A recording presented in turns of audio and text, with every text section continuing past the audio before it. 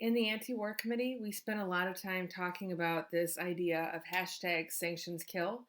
So we wanted to take a moment to do a little sanctions 101 so that you would have an understanding of what do we mean. So sanctions are punishments that a country or a group of countries can put on another country, and they can be economic and ban US companies from selling goods to a specific country, or they can be financial sanctions, which are targeting the financial assets of a particular person or a particular organization so they can't access their money. US politicians love to talk about smart sanctions. And smart sanctions, we think, are a lot like smart bombs in that they sound like they're not going to cause very much collateral damage, but in fact they do, but they sound really awesome at press conferences. Um, the anti-war committee was born in 1998 during the campaign to end sanctions on Iraq. Jess Sundin, who is a member of our committee, and other peace activists from the Twin Cities actually traveled to Iraq and met with Iraqis firsthand to see the impacts of U.S. sanctions. She went to Saddam Children's Hospital, and before the war, Iraq had an incredibly advanced medical system. But due to sanctions, Iraq couldn't buy medicine. They had this modern hospital, but no supplies.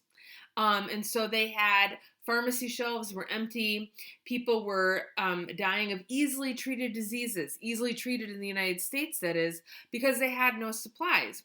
People were dying from dysentery due to poisoned water, from malnutrition, from cancer caused by depleted uranium. Like U.S. foreign policy was directly killing these people, even though we weren't quote unquote at war. She saw that people in Iraq were dying not because they couldn't get heart medication, because they couldn't get inhalers. They were dying from things that were completely preventable.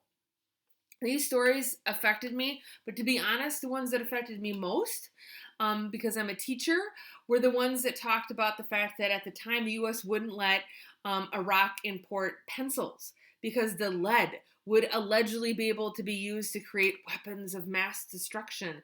And so Jess saw children actually writing in the dirt with their teachers to practice their lessons. The UN imposed strict economic sanctions against Iraq. The US and the UK really led this effort the strongest between 1990 and 2003. And according to UNICEF, around 1,500,000 Iraqis, mostly children, died as a direct consequence of imposing sanctions.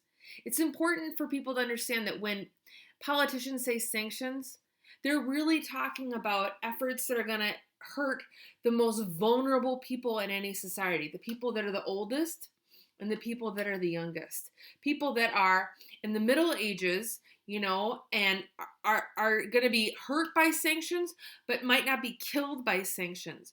But it's really important for people to understand that what you're really talking about is kids under 5, most specifically kids under 2, and senior citizens.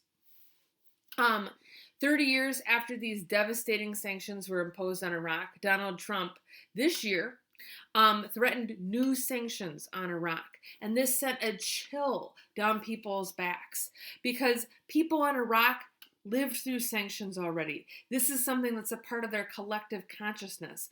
And President Trump this year said he was going to impose sanctions on Iraq like they've never seen before. Well, good God, the last time the U.S. put sanctions on Iraq, we killed over 1 million people. So of course it scared the you-know-what out of people. This year in the Democratic debates, candidate after candidate seemed to offer sanctions in lieu of military aggression as something that was better. But the fact is that people in the U.S., politicians in the U.S., need to recognize that sanctions are warfare. Okay? They kill the most vulnerable, and it causes death. It doesn't just cause people to oh, well, I guess I won't buy this thing I don't need. We're actually talking about sanctions have life or death consequences to people. And so when politicians try to justify sanctions on places like Venezuela, on Iran, on Cuba, or the other 36 countries that the U.S. has sanctions on, it's really important for you to remember that sanctions kill.